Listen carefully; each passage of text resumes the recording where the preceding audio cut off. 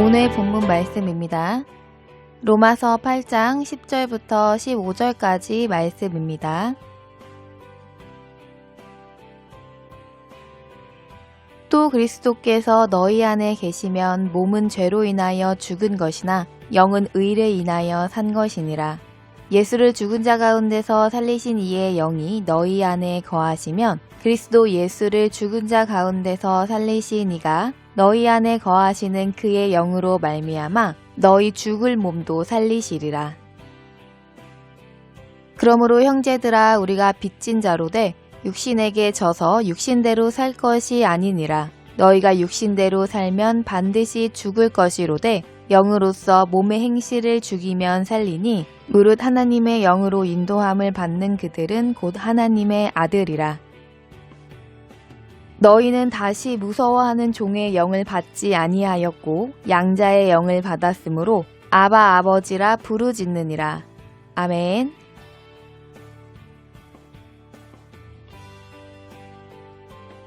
모든 사람은 자기가 좋게 여기는 사람의 말을 듣고 자기가 좋게 여겨지는 길을 선택하여 미래를 열어갑니다. 사람이 하는 말은 영이라고 하셨으므로 사람의 말을 듣고 그가 말하는 대로 따르는 사람은 그가 교회를 다닌다고 하더라도 그는 하나님의 영의 인도를 받지 않고 세상 영으로 인도함을 받는 사람입니다. 예수님을 믿는 사람은 하나님의 말씀을 듣고 예수님처럼 죽기까지도 하나님의 말씀에 순종하는 사람입니다. 그리고 그 사람이 바로 온전히 하나님의 영으로 인도함을 받는 사람입니다. 세상 사람들과 같이 사람의 말을 듣고 성공하여 행복을 누릴 수 있겠다고 여겨지는 길을 걸어가면서 주일에 교회를 다니는 행위 한 가지로는 하나님의 영으로 인도함을 받는 사람이라 할 수 없습니다. 예수를 진실로 믿는 사람이라면 그의 신앙이 부활신앙이어야 진실로 믿는 사람입니다. 부활신앙이라고 하는 것은 나의 죄값으로 내가 죽어야 할 그 죽음을 예수님이 십자가에서 대신 죽어 주셨으므로 죽음을 두려워하지 않는 신앙을 의미합니다. 그러나 죽음을 두려워하지 않는 것이 그저 죽어도 괜찮다는 생각과 태도는 아닙니다. 주 예수님과 같이 하나님의 말씀에 순종하는 삶을 살면서 낮춤을 받거나 소유를 버려야 하거나 지위를 내려놓아야 할 때도 순종하고 육신을 즐겁게 하던 향락으로 지금까지 살아있는 맛을 느끼고 누리던 것들을 포기하고 내려놓는 실질적인 죽음을 받아들일 수 있는 신앙을 부활신앙이라고 하는 것입니다. 우리가 만일 부활신앙이 아니라면, 즉 나의 소유를 버리고 주님의 말씀에 순종해야 할 때 순종하지 못하고 나의 지위를 내려놓지 못하고 나의 즐거움을 포기하지 못한다면 우리는 주님의 자녀들이 아니라 그저 주님의 자녀들을 단련시키고 빛내주는 들러리일 뿐입니다. 결혼식에서 신부의 들러리가 아무리 아름답고 화려하게 치장했더라도 결혼식의 주인공은 신랑의 사랑을 받는 신부인 것입니다. 그러므로 우리는 왜 부활신앙을 소유해야 하며 어떻게 부활신앙의 소유자가 될 수 있는지 알아야 합니다. 오늘 본문 말씀 10절에서는 그리스도가 우리 안에 계셔야 한다고 말씀하셨습니다. 그리스도께서 어떻게 우리 안에 계실 수 있습니까? 예수님께서 유대 땅에 오셨을 때에는 말씀이 육신을 입고 오셨다고 하셨습니다. 이 말씀이 바로 영입니다. 그러므로 그 말씀, 그 영이 우리 안에 주인으로 좌정하셔서 내 삶의 순간순간을 결정하시고 주장하시는 대로 나아가고 멈추는 삶을 살 때 우리는 그리스도의 사람이며 그리스도께서 우리 안에 계신 자라고 말할 수 있는 것입니다. 11절에서는 그리스도께서 우리 안에 계심으로 말미암아 그리스도께서 우리를 하나님께 대하여 산자가 되게 하심을 말씀하셨습니다.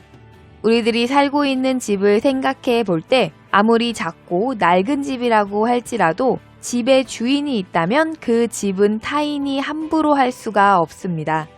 그러나 아무리 좋은 집이라고 할지라도 주인이 없이 버려진 집은 아무나 들어가 볼 수 있고 관리하고 사용하는 주인이 없기 때문에 점점 생기를 잃어가고 썩어지고 무너지게 되기 마련입니다. 그리스도의 영이 우리 안에 거하여 주인이심을 나타내는 것은 우리가 하나님의 모든 말씀에 순종할 때 보여지게 될 것입니다. 하나님께서 육신은 물론이며 그의 삶의 모든 영역에도 지혜를 주시고 관리하고 보수해 주심으로 범사가 잘 되고 강건하게 될 것이라 약속해 주셨습니다. 그렇다면 왜 우리는 그리스도의 영을 주인으로 모시고 살아야 합니까? 12절에서는 그 이유를 우리가 빚진 자이기 때문이라고 말씀하셨습니다. 우리는 무엇에 빚을 졌습니까? 우리는 창조주의 명령에 반역한 반역자들입니다. 만든 이의 뜻에 따르지 않는 피조물은 쓰레기에 불과해 폐기해야 하는 것입니다. 그러나 하나님께서는 우리를 버리시지 않으시고 오히려 우리를 대신하여 죗값을 치러주시는 십자가의 죽음을 죽어주심으로 말미암아 우리를 다시 태어나게 하셨습니다. 즉 우리는 하나님께 생명을 빚진 자입니다. 그러므로 생명의 빚을 진 우리들은 육신에게 져서 육신대로 살면 반드시 죽게 되는 것이 하나님의 법입니다. 문제는 우리가 매일매일 이 싸움에서 제대로 싸워보지도 않고 져주고 있다는 것입니다. 육신대로 산다는 것이 무엇입니까? 내 육신의 욕구, 내 육신의 즐거움을 추구하며 육신이 원하는 대로 육체의 만족을 추구하는 삶을 말합니다. 13절에서는 육신대로 살면 반드시 죽는다고 말씀하셨습니다.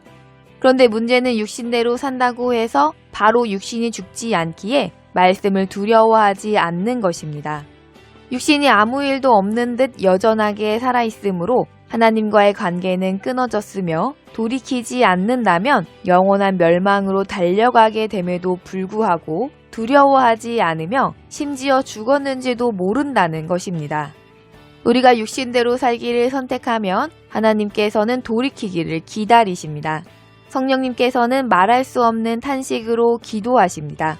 하나님께서는 우리에게 자유의지를 주셨기 때문에 우리의 선택을 온전하게 인정해 주시면서도 주의 종을 감동하시어서 우리가 들을 수 있는 말로 말씀을 전하게 하여 마음을 돌이키게 지속적으로 훈계하십니다. 그러나 마귀는 이때를 놓치지 않고 우리의 마음을, 우리의 영혼을 더욱더 혼미하게 하여 미혹합니다. 우리 육신의 일을 잘되게 도와주어서 마음을 더 교만하게 만들고 더 담대하게 만들어 우리가 죽은 자가 아니라 마치 하나님께 엄청난 복을 받은 자인 것처럼 착각하게 미혹합니다. 그러므로 복에 대한 올바른 인식을 소유하고 있어야 육신이 잘되기만 하면 복받은 것이 아니라는 것을 알 수 있습니다. 14절에서는 하나님의 영으로 인도함을 받는 자가 하나님의 아들이라고 말씀하셨습니다. 그렇다면 육신의 욕구대로 어둠의 영으로 인도함을 받는 자는 누구입니까? 그는 모든 가치의 우선권을 육신의 명예와 권세, 소유에 두고 있는 사람입니다. 우리는 우리 스스로 하나님의 영으로 인도를 받고 있는지, 어둠의 영으로 인도를 받고 있는지 말씀의 거울에 자신을 냉정하게 비춰보고 점검해 보아야 합니다. 만일 우리의 삶에서 육신의 명예와 권세, 소유의 부유함과 즐거움을 우선이라 여겨 출세하고 성공한 사람의 말을 듣고 따르면서 하나님의 말씀에 순종하는 것은 항상 차선으로 밀려나 있다면 우리는 어둠의 영으로 인도함을 충실하게 받고 있다는 것을 깨달아야 합니다. 우리는 속히 그 자리에서 스스로 돌아서야 합니다. 본문 말씀 15절에서는 우리를 향하여서 무서워하는 종의 영을 받지 않았고 양자의 영을 받았다고 말씀하셨습니다. 우리는 우리 자신을 하나님께서 말씀하신 대로 믿고 그렇게 여겨야 합니다. 고린도전서 4장에서 바울사도는 마땅히 우리를 그리스도의 일꾼이고 하나님의 비밀을 맡은 자로 여기라고 명령하셨습니다. 우리가 겉으로 보기에는 그리스도의 일꾼 같아 보이지도 않고 하나님의 자녀의 영을 받은 자처럼 보이지도 않아도 그것이 옳게 분별하는 것이 아닙니다. 내가 보기에, 내가 생각해 보기에 어떻게 보이는 것이 중요한 것이 아니라 하나님께서 우리의 창조주께서 그렇게 여기라고 말씀하신 것이 중요한 것입니다. 하나님께서 천지를 창조하실 때도 말씀하신 대로 이루어졌으므로 하나님이 보시기에 좋았다고 하셨는데 우리는 자기의 안목을 더 신뢰하여 하나님의 말씀인 하나님의 영을 받지 않고 종의 영을 받은 자처럼 하나님을 무서워합니다. 세상에 태어난 모든 아기는 그의 아버지가 온 세상이 다 무서워하는 사람이라고 해도 무서워하지 않습니다. 그의 아들은 그 아비의 권세와 능력에 의해 누릴 수 있는 모든 것들을 조금도 두려워하지 않고 누립니다. 마귀는 계속해서 우리에게 하나님을 불신해야 할 이유를 보여주고 생각하게 하여 하나님을 아버지로 신뢰하지 않고 자신의 안위를 스스로 염려하고 두려워하게 하는 마음을 줍니다. 그래서 우리가 육신의 즐거움을 포기하면 큰일 날 것처럼 두려워하게 만드는 것입니다. 낮아지면 영원히 낮아지게 될까봐 두려워하게 만들어서 우리로 하여금 더욱더 육신적인 것들을 쫓아가게 만들어 삶을 허비하게 만드는 것입니다. 육신이 잘 되기만 하면 하나님과의 관계에서 아무런 문제가 없고 하나님께 사랑받는 자녀라는 증거가 되어진다는 생각은 사단의 전략에 미혹된 생각입니다. 이 세상의 모든 갑부, 권력자, 유명인들이 하나님과 화목하여서 그 자리에 오른 게 아닙니다. 우리는 우리 스스로를 양자의 영을 받은 자, 하나님을 아버지로 받아 하나님의 아들이 되었음을 잊지 말아야 합니다. 아이가 태어나서 하루 이틀 혹은 1년 2년 양육을 받는다고 해서 혼자서도 살아갈 수 있을 만큼 장성한 사람이 되어지지 않는 것처럼 하나님의 아들로 십자가의 은혜로 다시 태어나게 하신 우리도 육신의 삶이 끝나는 날까지 옛사람인 스스로를 부인하고 십자가를 지고 말씀을 쫓아 하나님의 아들로 죽음을 두려워하지 않고 순종하여 부활신앙으로 자라가야 합니다. 하나님의 아들은 말씀이 내 안에 거하셔서 나를 주관하심으로 나의 삶이 말씀으로 이루어져 장성해야 합니다. 지금 시대는 돈으로 안 되는 것이 없다고 하는 시대입니다.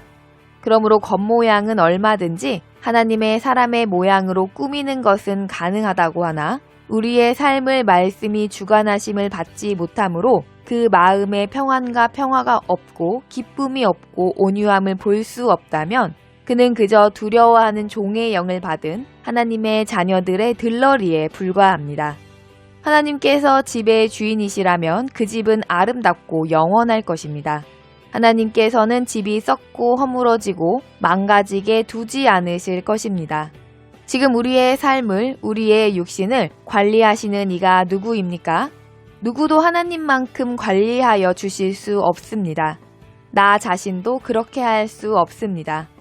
예수님을 주로 모신 우리 모두는 하나님의 아들로서 예수님처럼 우리의 삶을 하나님의 말씀께 순종하고 복종하여 성령 충만함을 받기를 힘쓸 때 은혜를 풍성히 받을 수 있습니다. 오직 하나님의 영으로 인도함을 받는 더욱 아름다운 하나님의 자녀가 되어져 마지막 날에 하나님께 칭찬받는 하나님의 자녀들이 다 되시길 바라며 주 예수님의 이름으로 축복합니다.